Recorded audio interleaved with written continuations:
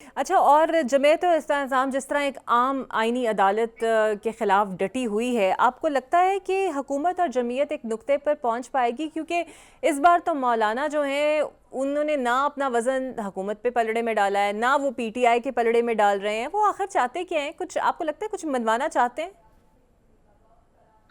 देखिए, एक तो मौलाना ने जो पॉलिटिक्स की है, आप देखें ना, पीटीआई 90 सीटों के साथ पार्लियामेंट में इर्रेलेवेंट है हुँ, और मौलाना 8 सीटों के साथ इंतहाई रेलेवेंट है हुँ। और सारे के सारे उनके दर के ऊपर हाजिरी दे रहे हैं। कोई उनके लिए मिठाइयाँ ला रहा है, कोई उनके लिए खजूरें ला रहा है, कोई उनके लिए क्या-क्या ला रहा है। तो अभी आप देखिए कि this is how you play your politics. So Maulana has once again proved that he is such a, I would say, accomplished politician in his own right. हुँ, तो एक तो देखिए उन्होंने जो मेन स्ट्रीम पॉलिटिक्स है उन्होंने अपने इर्द गिर्द उसको खड़ा कर लिया है और ये एक बड़ी कामयाबी है उनकी दोबारा, क्योंकि पीडीएम से बाद आपको मालूम है कि उनको तो झटका लगा, सारा पीडीएम उन्होंने बनाया, हुकूमत उन्होंने गिराई, इमरान खान के खिलाफ मेन अपोजिशन उन्होंने की और आखिर में जरदारी और नवाज शरीफ ने आपस में बांट लिया सब कुछ और मौलाना को फारिग कर दिया। तो जाहिर है मौलाना उससे नाराज भी थे और लेकिन अब दोबारा मौलाना जो है वो मेन अपोजिशन अलायंस की जो हुँ। सरबराही है मौलाना के मेन इस वक्त अपोजिशन पाकिस्तान की पीटीआई नहीं है, वो मौलाना फजलुर रहमान है। So this is a very, I would say, a prestigious position in its own right. तो वो इससे क्यों पीछे हटेंगे? सर, पीपल्स पार्टी भी नहीं हट रही ना। वो कहते हैं हम वफाक में क्या सूबों में भी आईनी अदालत बनाएंगे, और कल तो बिलावल साहब ने कह दिया कि ये तो कायद आजम का ख्वाब था कि आईनी अदालत बनती। उन्होंने गोलमेज कॉन्फ्रेंस में भी कहा था और फिर बेनजीर का वादा भी था। इस पर आप क्या कहेंगे? एक ना पहली बात तो ये है कि जाहिर है बिलावल साहब को जिसने इस तरह से बताया उन्होंने वैसे ही आगे बात कर ली। बट जाहिर है 1931 में सुप्रीम कोर्ट हिंदुस्तान में नहीं थी, प्रिवी काउंसिल हुआ करती थी जहां पर अपीलें फाइल होती थी हाई कोर्ट्स के फैसलों के खिलाफ। तो कायदे आजम ने यह तजवीज़ दी कि आप एक कॉन्स्टिट्यूशनल कोर्ट या सुप्रीम कोर्ट हिंदुस्तान की कायम करें जिसमें हम अपनी अपीलें लेके जा सकें। हम्म। और इसीलिए फिर जो है जब बाद में सुप्रीम कोर्ट बन गई तो खुद अगर कायदे आजम मोहम्मद अली जिन्ना चाहते तो वो पहले दिन ही ये जो है वो कॉन्स्टिट्यूशनल कोर्ट बना देते। लेकिन उन्होंने जो 1947 में अपनी जो तकरीर भी की उसमें भी उन्होंने कोई इसका जिक्र नहीं किया और खुद ओथ भी आपको पता है उन्होंने चीफ जस्टिस जो पाकिस्तान सुप्रीम कोर्ट के थे सर अब्दुल रशीद उनसे जो है उन्होंने हेल्प लिया था।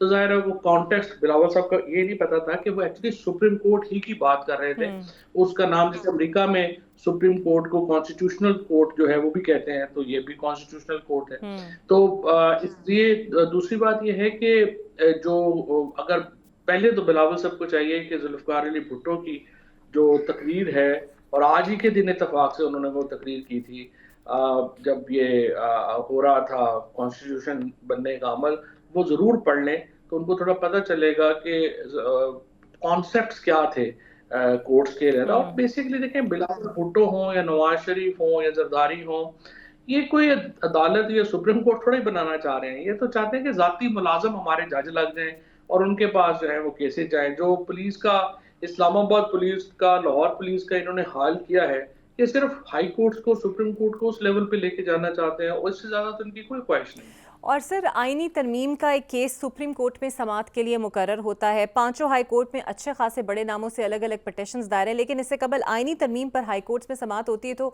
चीफ जस्टिस साहब अपने सामने ये बेंच फिक्स करा लेते हैं। ऐसा होता है कि कोर्ट से पहले ही सुप्रीम कोर्ट में केस फिक्स हो जाए? काफ़ी अजीब बात नहीं लगती आपको? ये बात खुद ही फायजीसा साहब ने ही तय की थी कि जहां हाई कोर्ट्स में केसेस हों वहां पे सुप्रीम कोर्ट केस नहीं सुनेंगी और उन्होंने ही ये बात जो है वो इसको अपना इसके ऊपर पीटीआई की जो पिटीशन है वो भी डिसमिस की थी। और अब फायजीसा साहब ने फिर इस केस को दोबारा अपने पास लगवा लिया है। जो हम्म। ये इतना अनफॉर्चुनेट है कि आप देखें कि जिसको बिल्कुल ही, यानी आप कोई एटिकेट्स, इखलाकियात को पीछे ही डाल दें। यानी आप देखें कि पहले इन्होंने वो तमाम केसेस जिसके नतीजे में नून लीग की सीटें बढ़नी थी, 3 सीटें इन्होंने नून लीग को बढ़ा के दी असेंबली में वो केसेस सुन के।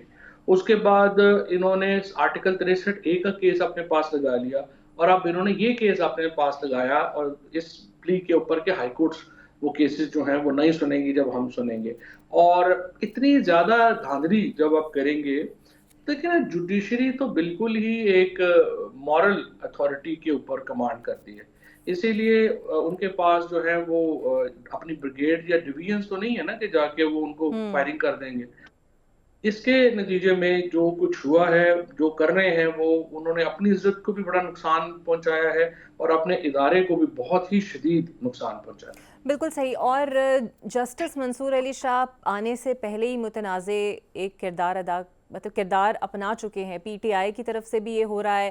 पीपल्स पार्टी ये समझती है कि जनाब अगर 25 अक्टूबर से पहले ये तरमीम नहीं आई तो फिर मुश्किल हो जाएगी, निज़ाम ख़तरे में पड़ जाएगा। सर, निज़ाम कैसे ख़तरे में पड़ेगा, आपको कैसे समझ आती है? निजाम तो वही है ना जो ख्वाजा आसफ कह रहे हैं, पीपल्स पार्टी को और नून लीग को तो खदशा ये है कि इंडिपेंडेंट जज कोई भी आ गया और वो इलेक्शन ऑडिट करवा देता है तो ज़ाहिर है ये हुकूमत तो नहीं चल सकती। वो उससे डरे हुए हैं। हालांकि मंसूर अली शाह साहब का पीटीआई से तो कोई ताल्लुक ही नहीं है, बल्कि आपको याद होगा कि आज जो बहरान है मुल्क में, इसकी इब्तिदा हुई थी जब पंजाब में और सिंध में इलेक्शन जो हैं वो 90 दिनों में नहीं करवाए गए। और वो जो जेनेसिस था उसका, वो मंसूर अली शाह साहब की जजमेंट थी, जिसके नतीजे में शदीद नुकसान पहुंचा पाकिस्तान के आइन को, सुप्रीम कोर्ट को भी, और 90 दिनों में इलेक्शंस नहीं हो सके। और वो परसीवली पीटीआई के खिलाफ एक बहुत जो है अनफॉर्चुनेट ऑर्डर था।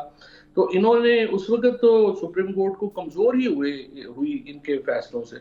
और आज भी वो तो आई थिंक के कोई उनका कोई ताल्लुक नहीं है जजेस का। देखिए, प्रॉब्लम ये नहीं है, इकरा ये चाहते ये हैं, इनके साथ कोई भी जज नहीं चल सकेगा जिसके अंदर भी थोड़ी बहुत इंडिपेंडेंट, जो भी लोग मंसूर अली शाह को जानते हैं, उनके व्यूज हो सकते हैं, बट देखिए ना, वो कोई पैसों के लिए नौकरी तो नहीं कर रहे, या वो कोई ये तो नहीं है कि वो आज सर सुप्रीम कोर्ट के जज नहीं होंगे तो उनको इनकी तो वो तो नुकसान ही कर रहे हैं। उनकी practice is far bigger than supreme court का जज।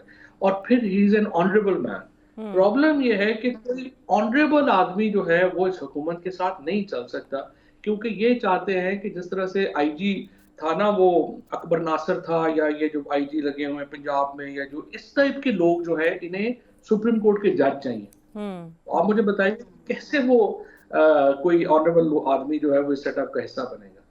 बिल्कुल सही। और सर, आखिरी सवाल, ये तमाम तर सूरत हाल के अंदर बिला तफरीक हर कोई कह रहा है कि पीटीआई को 15 अक्टूबर को एहतजाज नहीं करना चाहिए। आप बड़ा क्लोज रहे हैं बानी पीटीआई के भी, बतौर सारी बातें समझते भी हैं, पीटीआई का हिस्सा अपने आप को आप समझते हैं करना चाहिए? मेरे ख्याल में तो देखिए जी, सिंपल बात है, हुकूमत डॉक्टर को एक्सेस दे दे और ये एहतजाज कॉल ऑफ हो जाए। इसमें क्या इतनी बड़ी बात है? आखिर हुकूमत क्यों छिपाना चाहती है इमरान खान की सेहत? उसको जिस तरह से लोगों का हक है ये जानना कि इमरान खान की सेहत सही है। वो बिल्कुल माशाल्लाह अपनी बिल्कुल सही है वहां पे, और ये तो मेरा हक है। मेरे लिए इमरान खान ज्यादा इंपॉर्टेंट है, एससीओ इंपॉर्टेंट नहीं है। It's very fair and square. हमें बताएं कि वो बिल्कुल सही है। सर, लेकिन मुल्क का इमेज आपको नहीं लगता वो भी इम्पोर्टेंट है? 12 सरबराहान मुल्क इस वक्त मौजूद हैं पाकिस्तान में। सरबराहान तो है कोई भी नहीं आया, ये तो मिनिस्ट्रियल कॉन्फ्रेंस है, और उसमें भी अगर देखा जाए तो बड़ी लो लेवल की रिप्रेजेंटेशन रही है। और इसकी कामयाबी होनी चाहिए एससीओ की। I am all for that. मैंने तो 2 कॉन्फ्रेंसेस भी अटेंड की हैं एससीओ की, और इसकी बड़ी इंपॉर्टेंस है। इसको डेफिनेटली इसको जो है वो कामयाब होना चाहिए। लेकिन Iqra, you will agree with me कि इमेज मुल्क का उस वक्त ख़राब होता है जब आप सिटिंग एमएनएज के घरों के ऊपर छापे मारें, उनके बीवी बच्चों को तशद्दुद का निशाना बनाएं, उनके मुलाजमीन को उल्टा लटका के छितर मारे जाएं, और वो वीडियोस चलें। उसकी वजह ये हो कि आपको पार्लियामेंट में एक वोट चाहिए। उसके बाद आप 700 से ज़्यादा पीटीआई का कारकुन इस वक्त जेल में बंद है, जिसमें इमरान खान की बहनें शामिल हैं। खुद इमरान खान को इनएक्सेसिबल कर दिया जाए।